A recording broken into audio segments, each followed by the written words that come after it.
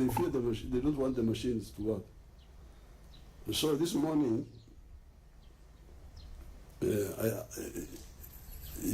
a guerrilla, I get up early. I'm not like you people who kondeza. You know kondeza? Who kondeza? Abaganda banikigambo cyo banange. To oversleep. Huh?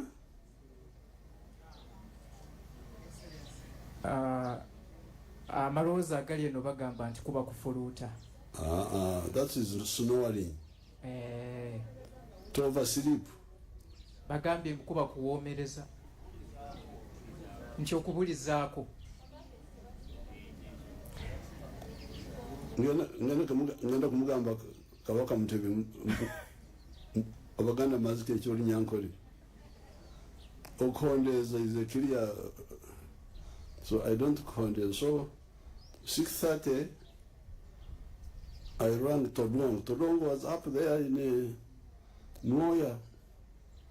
I was checking about our agents, my agents. They must be here. My don't call them, leave them, they are on duty. I was checking, have my agents arrived? Said yes, some of them have arrived. This was like 6:30.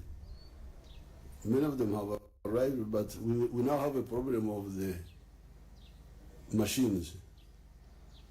What is the problem?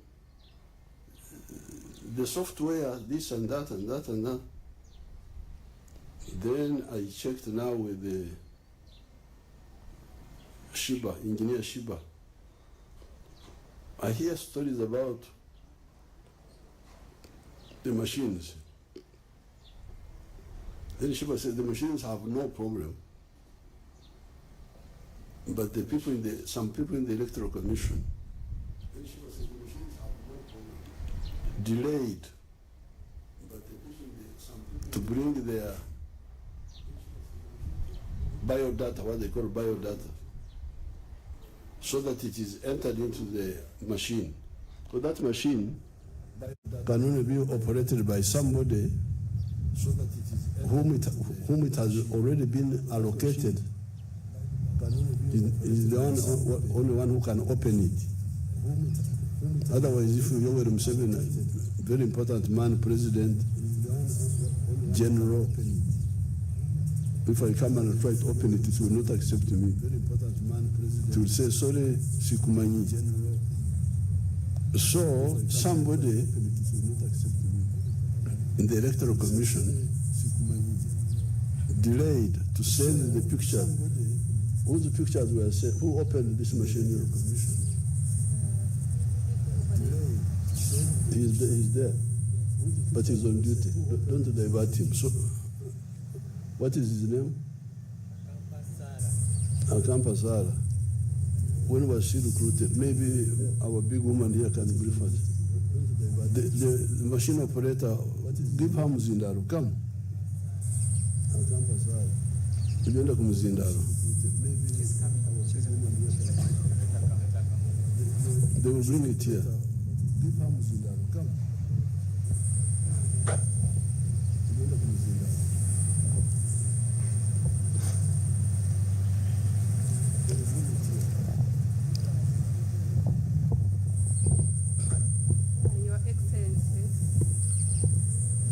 Thank you for that question.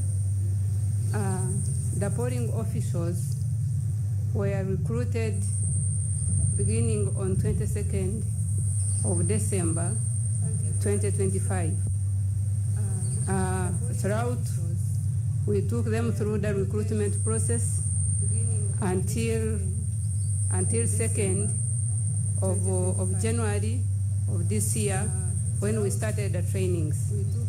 We trained them for 5 days consecutively.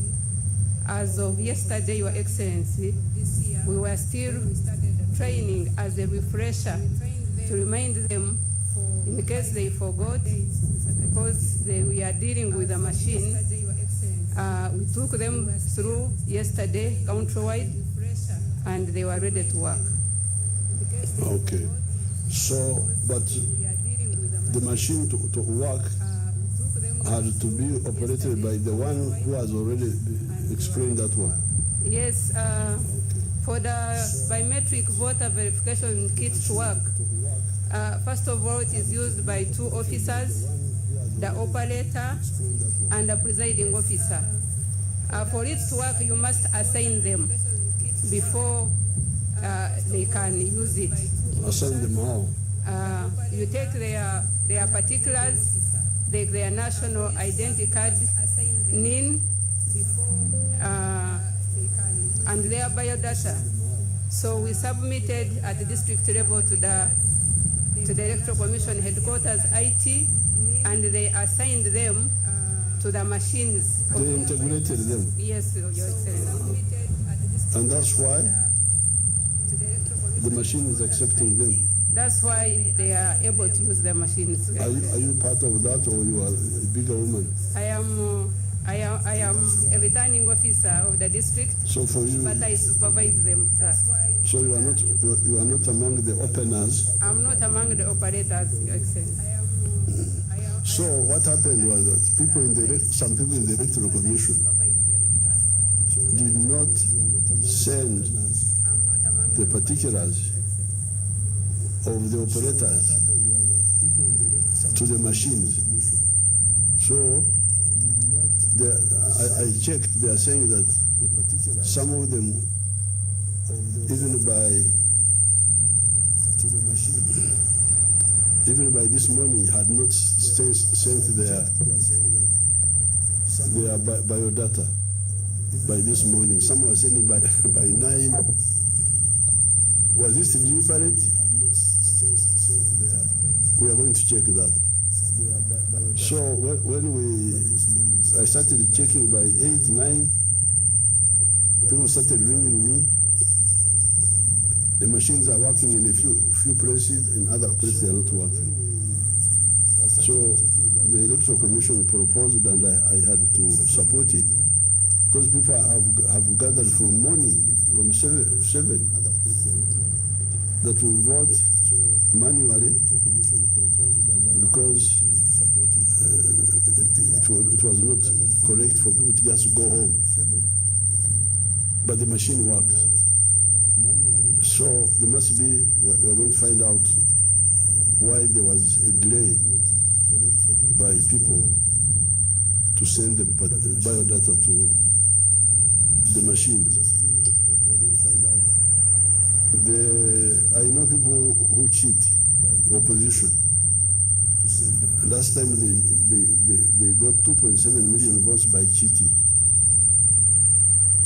But this time we are also very, very alert. Although the machines have not worked well, we have got other measures which we are following up. So this is, since you are rumor mongers, this is not a rumor, these are true stories which I've told you. No stock, fly downtown. Not here, boss. I walked half Kampala for what? With Gigi, the whole city is in my hand. Why stress offline? Buy, sell, use. Gigi. Not here, boss. I walked half Kampala for what? With Gigi, the whole city is in my hand. Why stress offline? Buy, sell, use. Gigi. So we never had elections again for 18 years, no elections, until 1980. Now, before the elections of 1980, we never had elections again for 18 years. We told our people, please, can we remove all these shades? Because in 1962 you had multiple voting, somebody could vote many times. We told our people, please, can we... You had ballot stuffing, somebody could just bring papers and put them there. Because in 1962 you had multiple voting. You didn't have registers which you were sure of. You had ballot stuffing. And the voting was in a sakati, in the enclosure. So we said, please, can we discuss how to vote accurately? They didn't want. They just want elections. And they cheated. And we told them that if you cheat, we are going to fight. That's what happened. So when we defeated those groups, we 1990, we started with lining up. That's what happened. 1989, because that lining up was Ukakasanti. These are your real people. To remove the other issue of ballot stuffing, remove the issue of multiple voting, remove the issue of dead people also voting, because if you are dead now, you don't have time to line up. You can't come to line up. So it worked well, 89, the lining up. But when we went to the CA, they said, no, we must go back to, because the lining up had the issue of people seeing that you didn't vote for me, and it could have some parana. So that's why when we came to 94, 96, we went back to secret ballot. But we put these measures which you still see. Have one ballot paper. Don't have separate ballot papers, so that the pictures of the candidates are all on one paper, as you saw. Secondly, have one ballot box. Don't have separate ballot papers. Thirdly, tick are all on one paper, as you saw. Privately, but where all people are seeing, so that they see that you have ticked only one paper. Fourthly, privately, but where all people are seeing, have agents of candidates, agents. Let them be there to see, because all these were not allowed. In the 1962, it was not allowed. Have agents. You are not allowed to have agents. It was up to the Electoral Commission people. Then, in the 1962, it was not allowed.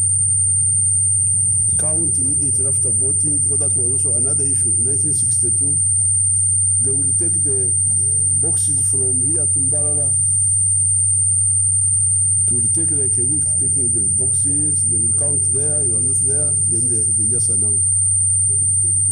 So here we said, count and announce immediately after the elections. Now, so this was like, we thought it would eliminate cheating.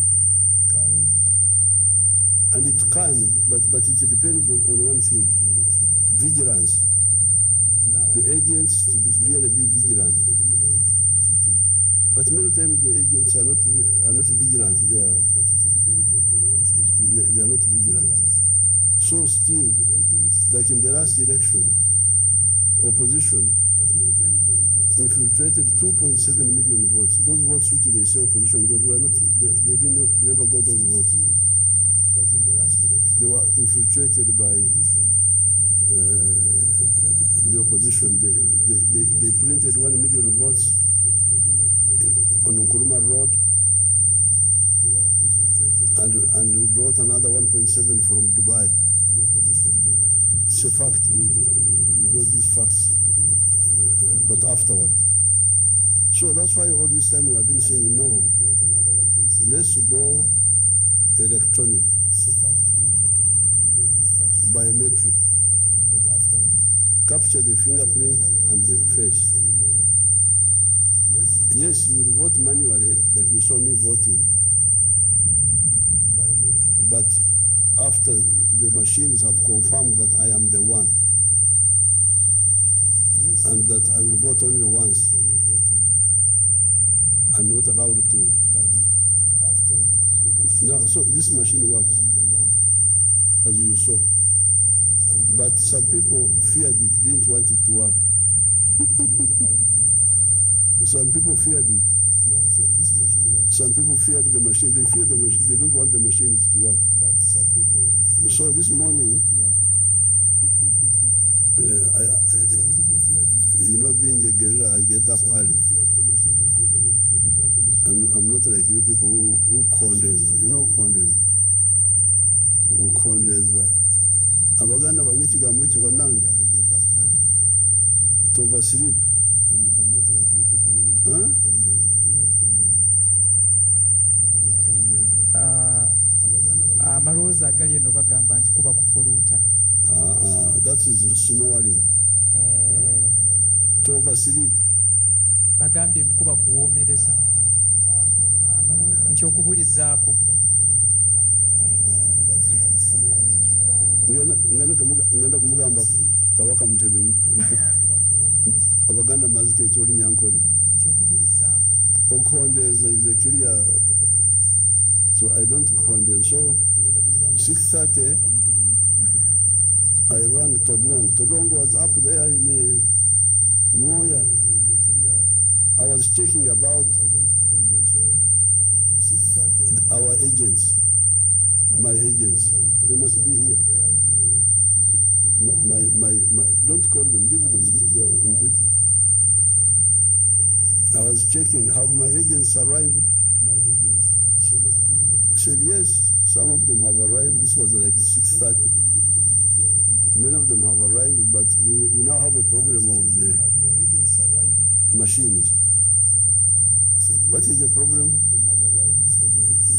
The software, this and that and that and that. Then I checked now with the Shiba, engineer Shiba. I hear stories about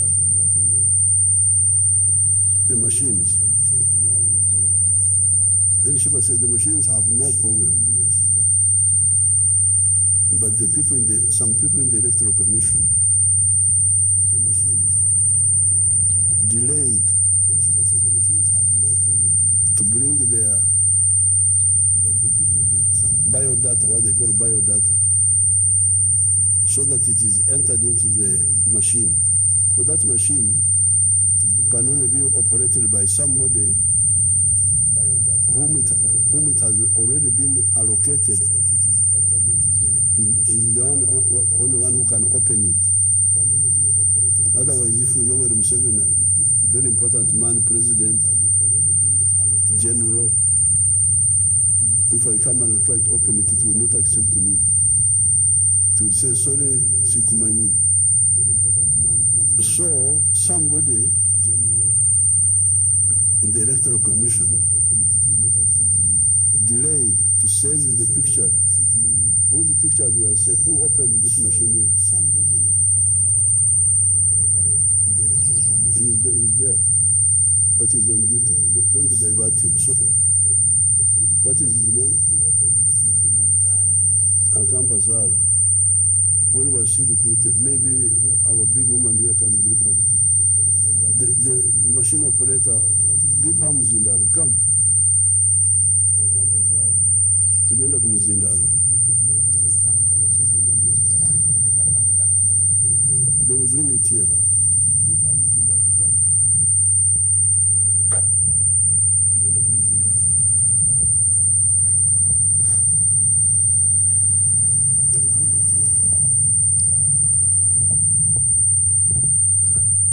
Your Excellency,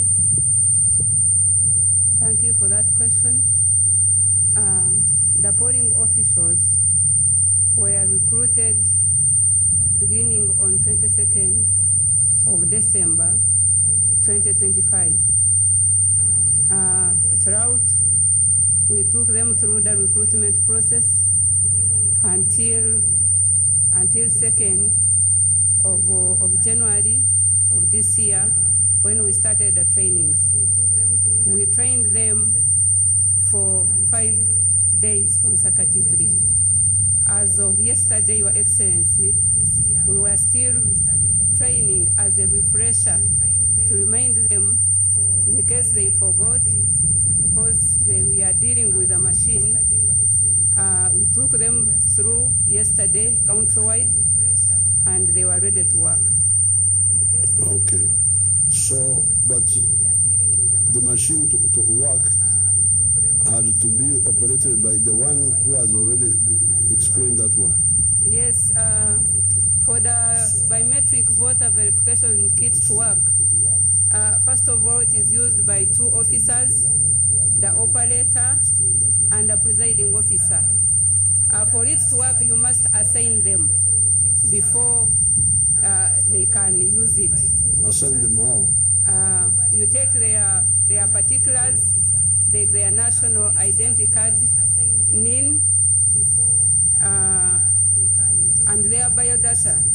So we submitted at the district level to the Electoral Commission headquarters IT, and they assigned them to the machines. They integrated them. Yes, Your Excellency. And that's why the machine is accepting them. That's why they are able to use the machines. Are you part of that, or you are a bigger woman? I am a returning officer of the district, So for you, but I supervise them. so you are not among the openers. I'm not among the operators, Your Excellency. So what happened was that some people in the Electoral Commission did not send the particulars of the operators to the machines. So I checked, they are saying that some of them, even by this morning, had not sent their biodata by this morning. Some were sending by 9. Was this deliberate? We are going to check that. So when I started checking by 8, 9, people started ringing me. The machines are working in a few places, in other places they are not working. So the Electoral Commission proposed, and I had to support it, because people have gathered from morning, from 7 that will vote manually, because it was not correct for people to just go home. But the machine works. So there must be, we're going to find out why there was a delay by people to send the biodata to the machines. I know people who cheat, opposition. Last time they got 2.7 million votes by cheating. But this time we are also very, very alert. Although the machines have not worked well, we have got other measures which we are following up. So this is, since you are rumor mongers, this is not a rumor, these are true stories which I've told you. Using ChatGPT like Google? That's why it feels useless. But try this instead. So this is how I became the most dangerous person in the room. One habit changed everything. I replaced social media with micro-learning.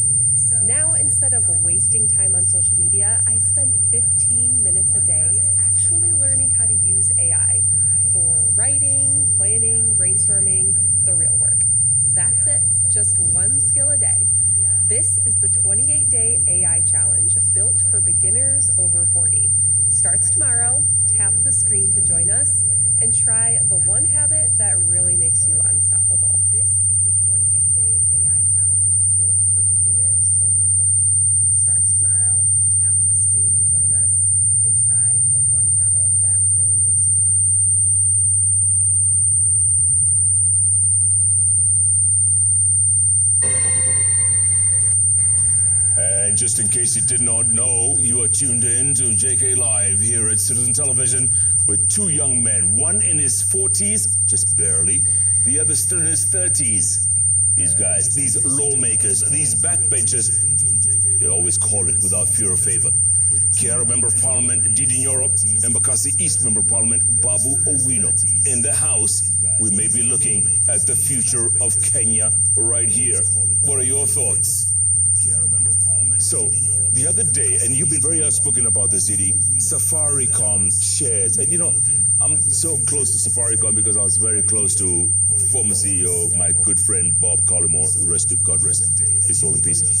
And now we're hearing stories that we're selling, what, 15% of our own government stake? Explain it to me like I was a 2-year-old. Jeff, I've been speaking about this issue, and the context is that, number one, I'm a proponent of privatization. Yeah. Because it brings around efficiencies when companies are run in market-driven scenarios. And therefore, privatization is always good. The big problem that I have, and I am glad I have seen even the professional bodies like ISPAC have put a voice in support of the same, is that we cannot afford as Kenya to be too desperate to give Safaricom for a song. I raised this issue when it came up, and I saw the National Treasury responding to saying that they are selling it above market price. And what I saw there was dereliction of duty. Because any person who knows about how capital markets work, capital markets provide liquidity, but not necessarily valuation. And I'll give you examples. And the reason I'm saying that is because this transaction, Jeff, our country, Kenya, has the capacity to lose over 100 billion shillings in this deal, just by people not doing their job and for competence not being front of it. All the companies in the world, as we have seen even in the US currently, there is a sale of this on our CNN, is on sale. Yeah. There are two companies bidding, that is Paramount and yes, to now watch movie night one Netflix. It is they are also bidding to buy. It shows you that when you are selling a block stake in a company, the market ceases to be the basis of valuation. It is only used by the buyer, not the seller, because it is to the advantage of the buyer. And I'll give you a few examples locally here. Because I'm talking it in good faith and I wish you can do the right thing. In the year 2014, I had some few shares of a company called Rea Vipingo. It was then trading at 27.5 shillings.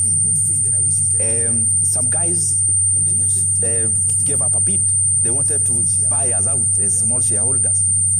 And they were buying us at 40 shillings per share. From 27? From 27.5. Jeff, nilikuwa nauliza hiyo pesa itafika lini? Because I thought I'm getting an upside of 45%. This is too good a deal. Your friend, the late Chris Kerope, through Centum, petitioned CMA. They said no. This is a listed company, you're also going to bid. And they bid for 50 shillings. The long and short of it is that the same guy who had offered us 40 shillings had to sit down even with Kerope, negotiating, canvassing for him to get out of the deal. The negotiation, the long and short of it is that we ended up selling our shares, area 27.50, for 85 shillings. In a span of, I think it was 2 or 3 months. So my take has been this, and I can use many examples, many examples. Our current market has been very bearish, meaning the share prices have been very low. That's why you see banking sector, the shares are very low, and all the others. So my proposal is this, practical. If there is no ulterior motive or anyone cutting a deal and getting personal money out of this deal, why can't we let all other companies bid for Safaricom stake of 15%? And I can guarantee you, we are going to get much more than this. The second thing is this. We are selling to a company which is already part of the composition of the board of Safaricom. Definitely there is information asymmetry there. And a conflict of interest. Yeah, definitely, that's what I'm trying to say. So the best way to cure, even in terms of the market, where there is asymmetry of information, is to open up the bid. And I'm repeating that word because that is where the solution lies. If you look at the valuations of other telcos, just like Safaricom, and by the way, I can guarantee you, even these guys who are buying us, they also want to sell to somebody else. Because the T-Salat initially actually wanted to buy them. But that is besides the point. The point is that if you use all the canons of valuing a company, a bank has the way they are valued in terms of price to book based on the core capital. Telcos has the way they are valued. And the simple term I may use is something called a PE ratio, price of earning ratio. Safaricom by end of this year will have a PE ratio of 16.1. Let me break down what PE is in a minute. PE is like this, Jeff. You buy a flat for 10 million. 10 million shillings, new back. So PE measures how long would it take you to recover your 10 million using the rent? Right. Now in terms of years. Correct. So how many years will it take you to recover your money after buying, let's say, this flat? So PE ratio of Safaricom is around 16.1 by end of their financial year. If you look at other companies like Orange, their PE ratio is over 33. So PE ratio of Safaricom is around 16.1 by end of their financial year. If you look at other companies like Orange, their PE ratio is over 33. So the guys who are buying us, Vodafone, they are listed Vodacom themselves because that one is owned by the other one that is listed in the JSC. Correct. The best their PE ratio has been is the year either 2020 or 2022. It was 40 PE ratio. Currently it's negative because the guys who are buying us are actually making losses in their parent group. So my take is, I'm not even against these guys. Let's have a sequence where Kenya gets the best value. And the best value is as follows. Yeah.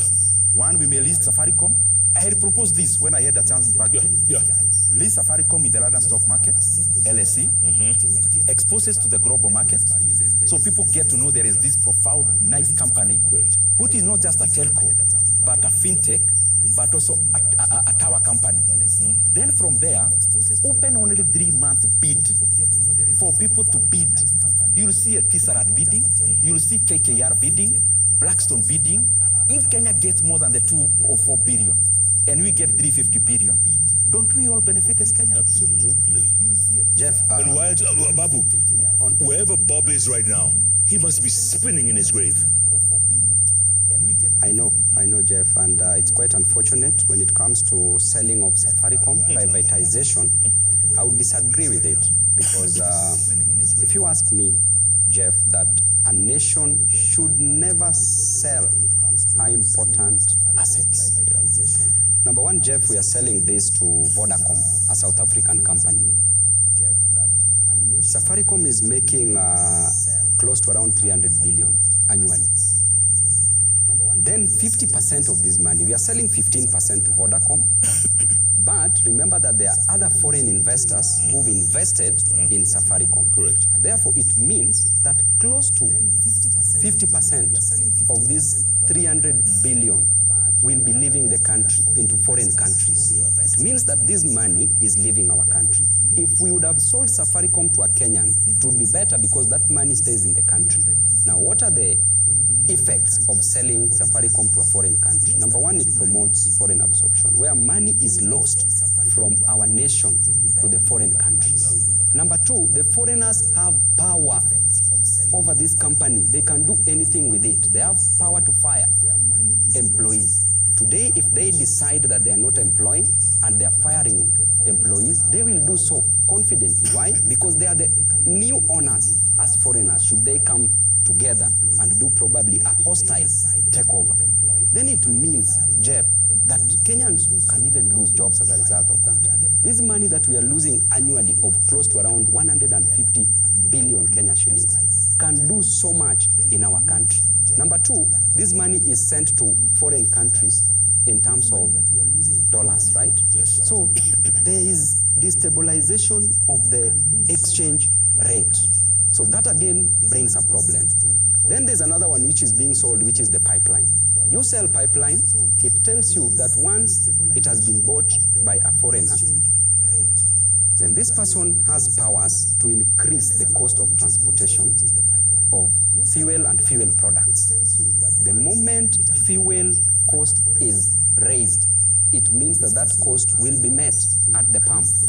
Once it is met at the pump, it's us who suffer. Then it means that anything that is capable of being transported, any good or service, will go up. Then that means that there will be high cost of living. Even to a farmer in the farm, the tractors which are going there, the moment the cost of fuel is high, the tractors working on the farm, it will force the farmer to pay them because of labor, and will factor that money in the price of unga, for example, the maize, okay? The fertilizer's cost will go high because its transport cost has gone high. It means that that maize that is produced, that sukuma wiki that is produced, the price will go up. What does that do to a common mwananchi? It makes them unaffordable to a common mwananchi. Therefore, if you ask me, there are those companies that may be privatized, but they are fundamental companies that cannot be privatized. Safaricom is the greatest. That shouldn't be for sale. That should not. It's a national asset. National asset. Real quick, Luo Kingpin ship. Real quick. Jeff, if I want to talk about that, first of all, I want to take this opportunity to thank the great people of Nyanza region for having that trust. You saw the numbers, and numbers never lie. Numbers spoke, and that is why some of our party officials are so scared, because they've seen the numbers. Jeff, we were at 33%, followed by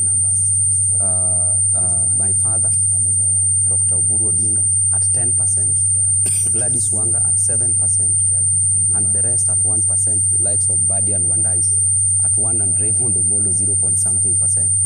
Jeff, that tells you clearly. But leave the Luo kingpin aside. I want to be a national kingpin, a Kenyan kingpin. That is the most important thing, Jeff, because we want to transform lives for Kenyans, irrespective of where they come from. A Luo in Kisumu experiences the same challenges as a Kikuyu in Kiaru constituency, as a Somali in Garissa, and every other place. Kenyans experience the same challenges. Challenges of corruption, challenges of unemployment, challenges of high cost of living. Challenges of people pulling a gun on you. Challenges of people pulling a gun on you. What was that about, real quick? It is about this leadership. And that was an occupational hazard. And Jeff, I want to tell you that as Babu Owino, the way I handled myself is because some of us have come from far. We've seen what damage these things can cause. And at the same time, Jeff, if David in the Bible, who was anointed by Samuel, his own father Jesse never believed in him, Jeff, because all his brothers were called. Then Samuel said, there's someone missing here. The father did not remember that person and said, oh, there's one who is a shepherd. Bring that shepherd here. Jeff, if David would have been annoyed, if he would have become emotional, that he wanted to dismiss or fight his father, he would have never been a king. The same time when he was going to the field to take lunch for his brothers who were going to fight Goliath, brothers told him, David, what are you doing here? You should be looking after the sheep. This is not your war. If he would have been emotional and fought his brothers, he would have never been a king. So sometimes, Jeff, the opinion of a sheep does not matter to a lion. So what do we tell Robert Alai real quick? He's watching right now. What do you tell him? Robert Alai is a leader, just like myself. And I want to tell you, Jeff, today, that I have no problems, not a single problem with Robert Alai. But I know there's a clearly cut pattern of violence that is being planned to be met on myself from the state. And it started at Kisumu, the sports ground, where one Raymond Omolo was organizing goons to beat me so that I don't go and view Baba's body. Number two, at Baba's burial, goons were organized so that I could not access. The same Raymond Omolo employs Alai on a weekly basis, given 300,000 Kenya shillings. So, Jeff, the same time you saw what happened. So I know there's a pattern. So this is a war against the state. It is the state that is against me. Are you worried for your health, for your safety? Jeff, that is the least of my worries. Why? Because you and I, Jeff, at one point, we will leave. We will go. The question is, as you live, as you die, one day, because we will die, memento mori, that at the right time, everybody's time will come to pass. Before we die, the question is, what legacy do you want to leave? I want to leave a legacy of transforming lives to the better. I want to be that person that will change evil into good, will change challenges into solutions. That is the most important thing for me, but not about death. Death even Baba Raila Amolo Odinga. And by the way, that is the last boss that I've had. I will never have any other boss again. That man, we never believed Raila could leave us. But Jeff, life is so fickle. Yeah, I died too, you know, at some point. You died too the other day, but... Didi, what are your plans? What's your ambition? Is Moranga too small for you? You want to go the whole hog? You died too the other day, but... Didi, what are your plans? What's your ambition? Is Moranga too small for you? You want to go the whole hog?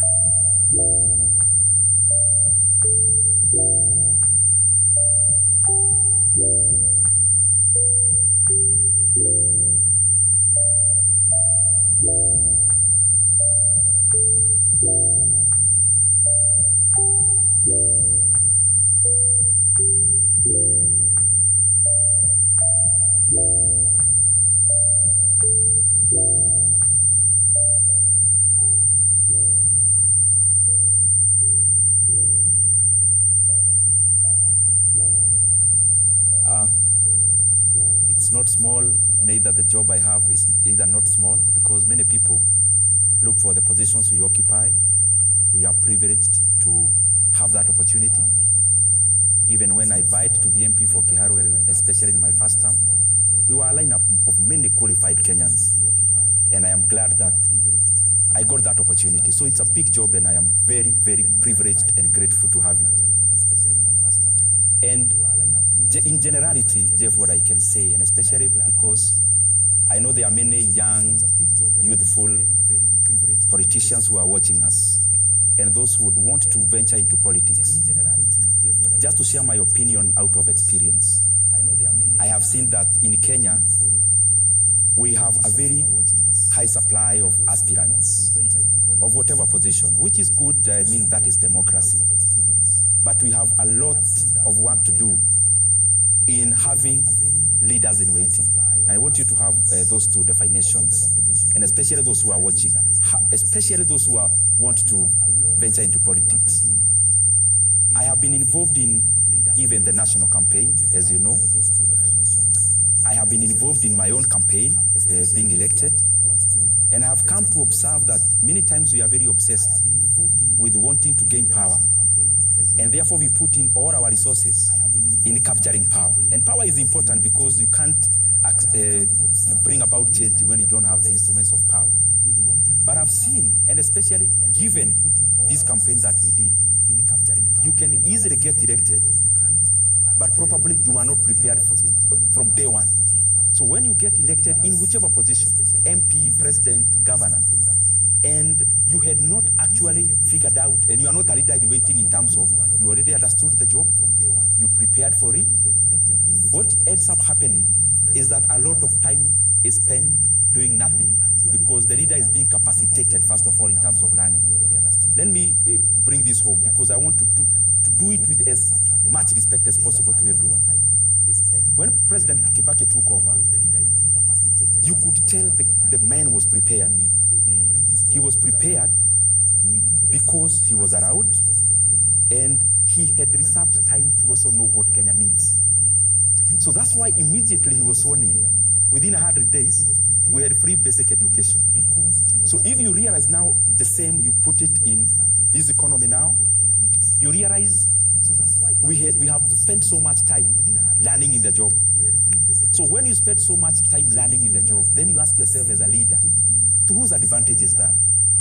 Because by the time you are being employed by the Kenyan people, you must be very ready that from day one, you're already doing some changes. So I've been taking a lot of time, and I can tell you in terms of even talking to so many leaders about this, and also talking to myself, that Kenya, in whatever position, whatever our aspirations, be that person who, if you are called for the job today, Do you have the capacity to do it in terms of, do you understand Kenya, what Kenya needs? Or do you understand your constituency? Are you ready? MP, whatever it is, so that by the time it comes, you can do the changes. Okay, Didi, break it down for me, real quick. Break it down for me. Governor Maranga, are you ready? I'm looking for better words and an answer that is not a political answer. Break it down for me, real quick. Go on. The way I run my politics, because all of us have their own arena. Give me a quick answer. Is that the job you already have, do it so well. And don't waste so much time thinking about yourself. Think about Kenya first. And I can tell you without breaking of an eye, every time you do your job that well, just the same way you do it here, things align for you in many respects. So as it is now, and I'm not giving you a political answer, that is from my heart. I do my job as MP for Kiharu the best way I can. I offer alternative, even for the national leadership in terms of policies, like the one I've done for What party? What party? I do my job as party. What party would you run? But Jeff, it is too early. Oh man. We are 15 months to election. 17. I counted it today. 17, eh? Yeah, August, yeah. And I'm sure this bench will still be around. We'll be smoking. In terms of, it's not even the right strategy to think about that now. Well, Babu wants to be governor of Nairobi. We all know this. Ask Dimples. Exactly the point. Everybody. Not once will be. Babu, what party?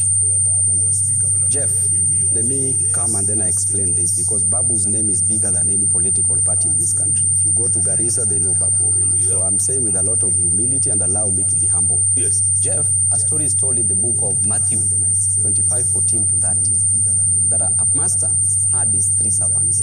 He wanted to be crowned as a king at a nearby place. Then he called his 3 servants. To the first servant, he gave 5 minas. To the second servant, he gave 2 minas. And to the last servant, he gave 1 mina. Then he went, he was crowned a king, came back. Then he called the 3 servants and asked them, whatever I gave you, the little that I gave you, how did you spend it? Yes. The first servant said, you gave me 5. I doubled it, invested it, and here are the 10. And that servant was given 10 cities to take care of. The second servant said, you gave me 2. I've invested it, here are 4. He was given 4 cities to take care of. The last servant said, that master, I knew you. I knew that you're a very bad person. And I knew that if you come back, you would ask for your money. Therefore, I dug a hole and hid it. Here it is. Then the master did what? Sent away that servant, because that servant was an irresponsible servant. And he took like Wamadimples. Like Wamadimples. And that is why the saying goes, the little that you have shall be taken away from you and given to those who have. Jeff, I want to tell you that in the beginning there was the Word, and the Word was with God, and the Word was God himself. That is John 1:1. And lastly, Jeff, a seed has a potential of becoming a forest. When you take a seed and you plant it, that seed will be a tree. That tree will produce many fruits and seeds. Those seeds will produce many other trees. Those trees will form a forest. And I want to tell you today, Jeff, without blinking, that the juice is what they squeeze in Nairobi City County, that the Nairobi City County is a graveyard of garbage, is a cemetery of corruption, and we must correct those wrongs. And today I will tell you, Jeff, and I tell you today before the Almighty God, by God's grace, that we are going to be the next governor of Nairobi. But again, I will leave a window, because I received around 9,000 messages, inbox, 9 million, not 9,000, 9 million, telling me to go for president. Then 8.9 telling me to go for governor. Then 5 million telling me that I tell Didi to be my deputy. Or, you've seen even messages, they're saying between Didi and Babu. Yes. Didi can be president, Babu can be deputy. Exactly. Babu can be president, Didi can be deputy. But by the end of the day, there's still a window. There's a window. We can decide. And if we decide, because we are 2 great leaders, with number 1, intellect, the qualities required, both of us, we have it. Number 2, political acumen. Number 3, we have the passion and energy to work for the people. And you have youth on your side. The youthful vote. Oh my. Oh my. And finish somebody. Fantastic, guys. We're going to take a quick break. All of this coming back with business and sports, and then we'll come back with more feedback. So, my goodness, can't make this stuff up. Business News up next. How long it takes a beginner like my dad to go from beer belly to get ripped again with Tai Chi. How old is your father? He is 56. Oh, perfect. By the end of November, you won't even recognize him. But what if he hasn't worked out in years? That's even better. Tai Chi was built for men 40 plus. Isn't the gym better after 40? The gym breaks you. Tai Chi will make you feel better and lose weight faster than in your 20s. Does he need any equipment? No, his body is enough. Isn't the gym better after 40? Just do it for 9 minutes a day and see your body feel younger. So what's the first step? Click the link, get the app, and start tomorrow. No, his body is enough. Just do it for 9 minutes a day and see your body feel younger. So what's the first step? Click the link, get the app, and start tomorrow. No, his body is enough. Just do it for 9 minutes a day and see your body feel younger. So what's the first step? Click the link, get the app, and start. Wakurugenzi, kwa hii kipindi yetu ya Diastories waga tuko na design ya kuanza, na usually waga tunaanza na a very intelligent joke about a country somewhere or a town somewhere, just in case mkwe mumesahau vile Diastories huanza. Ni wagonge kamoja. What do you get when you give a South Sudanese a bag of mogoka? Ni wagonge kamoja. Stories za Juba. Hey! Yes! Wewe ni mshafu wewe. A bag of mogoka. Stories za Juba. Hey! I love it. Kimani bado ana load.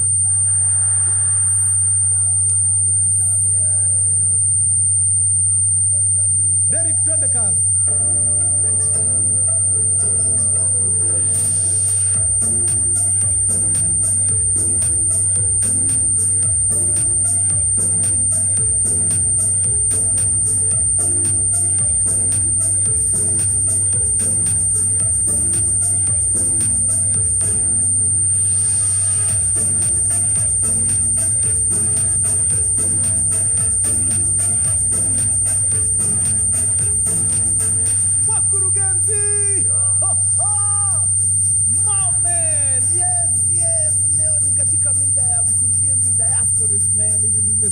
Zinatutoa hapa, zinatupandisha ndege sababu wengi wetu hata airport hatujaingia.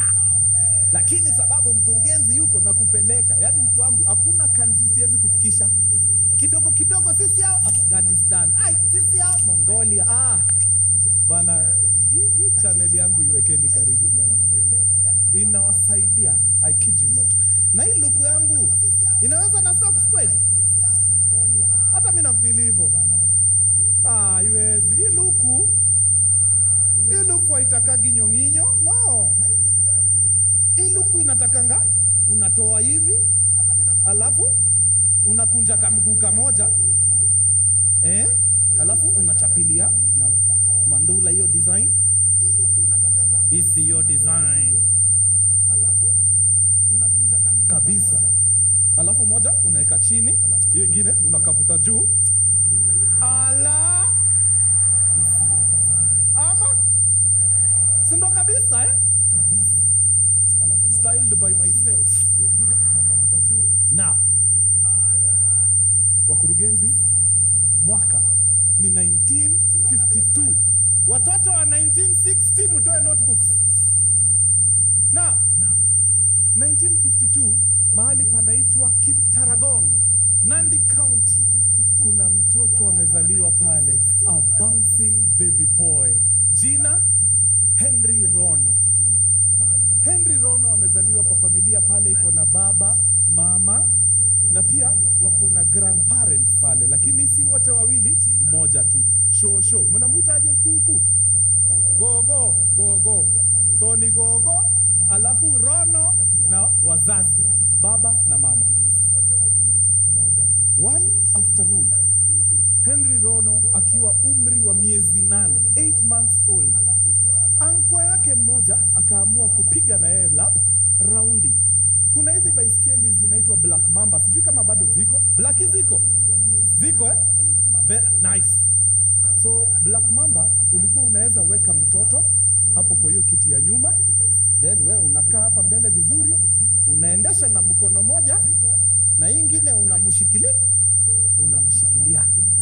Sasa anko ameweka little Rono hapo kwa hiyo kiti ya nyuma, anapiga pedaling yake pole pole. Wametoka kwa shopping center, mtoto wamefurahi deadly. Kubebwa na baiskeli wana hiyo wakati ilikuwa something nice.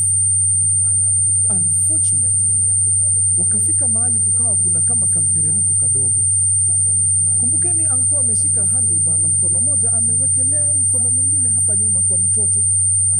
Mteremko ndio hiyo, kidogo kidogo baiskeli inagonga jiwe, and before you can say Pythagoras, wote wawili chini. Anko na Blackie wanaamka unscratched. Little Rono on the other hand, mambo haimwendei vizuri.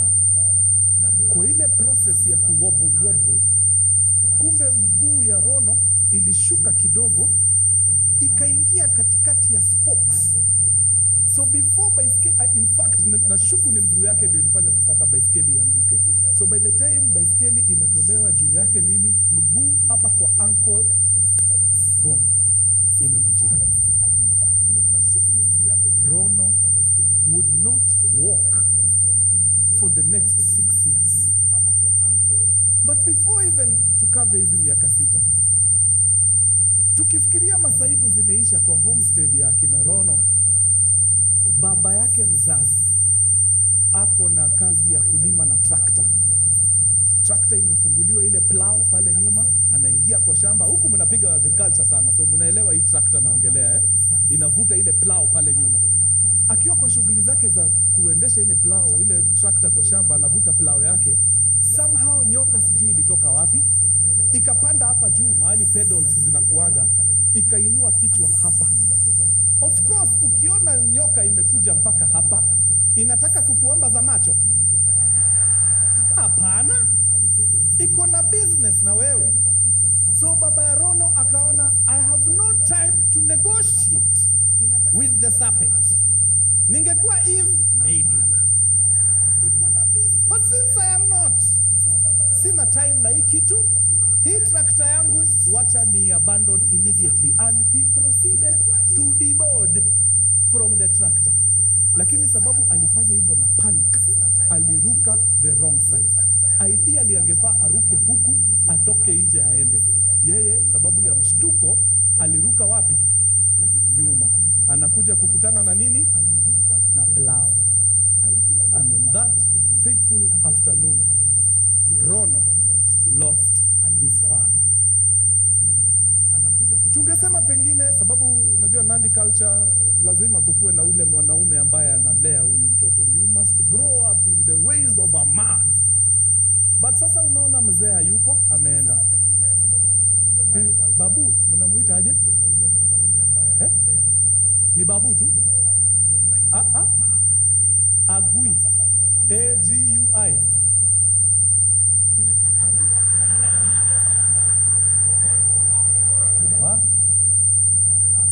Kwani amuwapendi?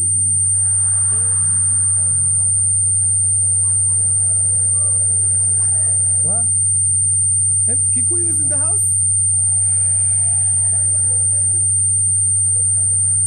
Mumeelezea our brothers? Hamjawaelezea? Musiwaeleze. Wacha ikae hivyo. Mumeelezea our brothers? Now, Agui pia yeye hayuko. Sababu gani? Sababu during the First World War alichukuliwa kama wale soldiers wa King's African Rifle kwenda kupigana vita ya mzungu huko during the World War. Unfortunately, he never made it back. So yeye mambo yake ikaishia huko. Sasa Rono hana agui na hana baba anaitwa spell A-B-O abo. Si mbaya hiyo. That one we can take. Sawa. Okay. So sasa responsibility ya kulea kijana wetu Henry Rono imelalia nani? Gogo na mami. Mami akona biashara ambaye anafanya. Anauza Johnny Walker na Amarula.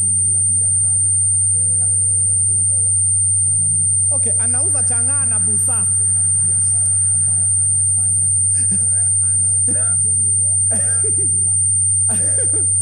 Anauza chang'aa na busa. Hiyo ndio analea nayo nani? Rono.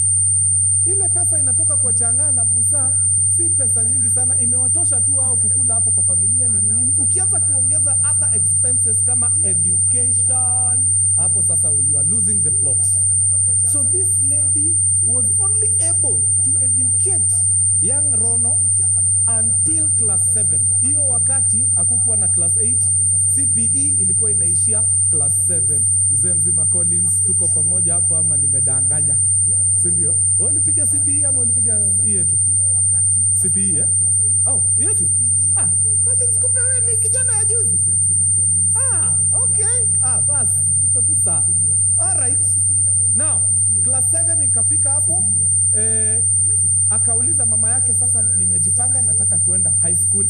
Mama yake akamuuliza, "Guy,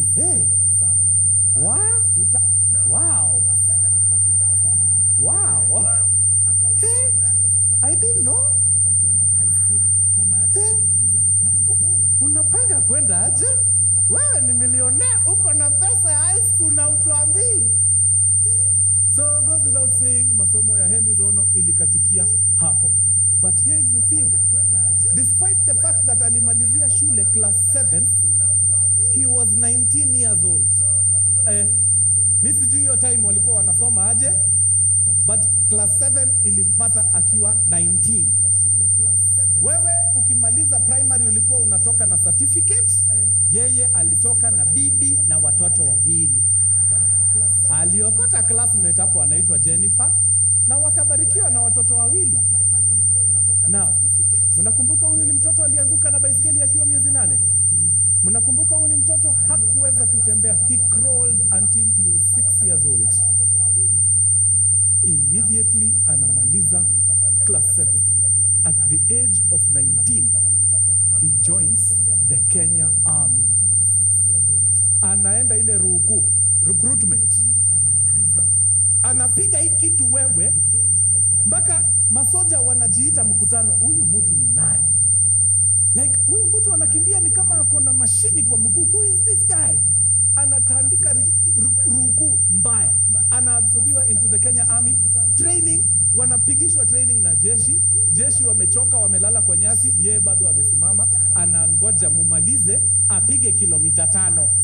Like, iko kwa damu, iko ndani yake.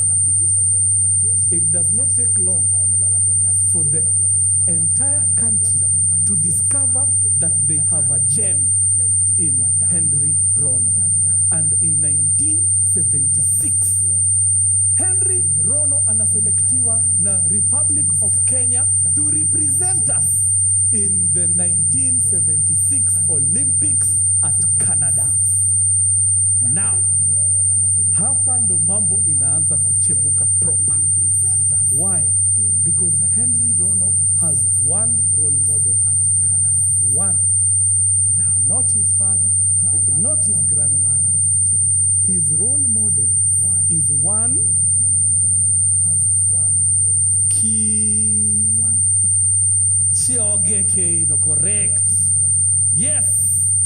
Hakuna kitu inabamba huyu kijana wetu Henry Rono kama kufuata hiyo path ya Kipchoge Keino. Kipchoge, I think, alikuwa a 2-time record holder, if I'm not wrong. Na huyu jamaa wetu Henry Rono akijisikiza vizuri kabisa, anaona hiyo ni kitu anaweza achieve. And the reason why he wants to achieve it is so that at some point Kipchoge Keino gets to shake his hand amwambie yenyewe awe ni hatari. Let me tell you, our boy Rono did not sleep for months preparing for the 1976 Olympics. Huyo jamaa alienda training overdrive. Alikuwa anapiga zoezi ridiculous, like he's superhuman. By the way, very few athletes walifika hiyo level Rono alifika. Alikuwa fire. This guy practiced day and night. Day and night. Goal ni kukua kama Kipchoge Keino. Alikuwa fire. Mambo ya Mungu unafaa uachane nayo, lakini timing ya shetani. Nataka tukule pause hapo kidogo tu. Si tuko tu hii Kenya bado? Tutoke hii Kenya. Hebu tupande ndege KQ haraka faster tuende pale South Africa. 1970s in South Africa ilikuwa the heart of apartheid. Kuna mtu ajui apartheid ni nini? Basically, segregation huko ilikuwa noma. Racism world class. Like the racism in South Africa ilikuwa mpaka watu wameiandikia kitabu. Munaisoma shule. They were geniuses in racism. Wazungu walikuwa huko wanatambariza wa Afrika proper. It was too much. It was so intense that African countries came together to condemn heavily the racism that was happening in South Africa at the time. Now, in 1976, a few months to the Olympics, a team from an island nation, uko mbali, uko ushago kwenu Australia, hapo mbele. Mahali panaitwa New Zealand, hapo. A team from there, a very, very, very well-known rugby team in Ejita, All Blacks, waka decide, now, because we are gearing up for the Olympics, we need to find a team to train with. Ndio tujipime tu tujue tuko wapi. Sijui kama waliweka map kwa ukuta, then wakachukua dat, wakarusha mahali ililand ndio wakaenda. But believe it or not, this New Zealand team decided to go and train with the South African national rugby team, aka the Springboks. Now, there's a problem. Why? Because the Springboks were the poster children of racism. Like, if racism was a corporate organization or a business like Diesel Power, the Springboks would have been the influencers. Wangekuwa kina Njugush. Like, yani, ukitaka tu kuona racism in its true form, just look at the Springboks. Why? Because the Springboks were an all-white rugby team. Despite the fact that wako based in South Africa, Mali, it is predominantly black. Kwa nini wako white wote? Because they made it a rule that no black person was supposed to be anywhere in the vicinity of the Springboks. Meaning, you could not join the team as a Springbok, or you could not even watch a match. As long as uko na ngozi nyeusi, butita, unto you.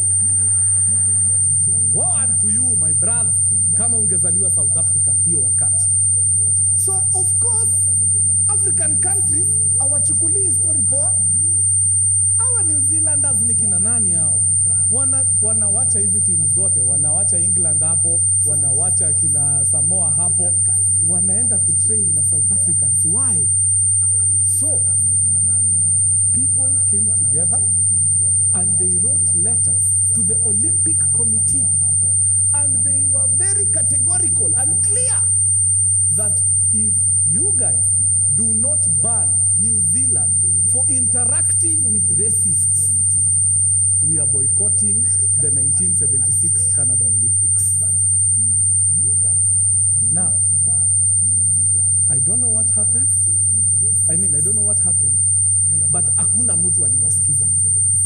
Hiyo team walikuwa wanataka ibaniwe ya New Zealand, haikubaniwa. Olympic Committee wakasema it's going to be business as usual. Kama nyinyi mko na beef zenu huko Afrika, dilini nazo. So unanimously it was agreed by the African countries ambao walikuwa wanaenda Olympics ya kwamba we shall not participate in the Olympics. Boy wetu Henry Rono halali akipiga zoezi. alafu wanapata information ya kwamba hiyo zoezi yote umepiga gadhe ni ya bure, manake hatuendi Olympics. That thing breaks Henry Rono to the core. I can dare say that Henry Rono has never been the same since that announcement.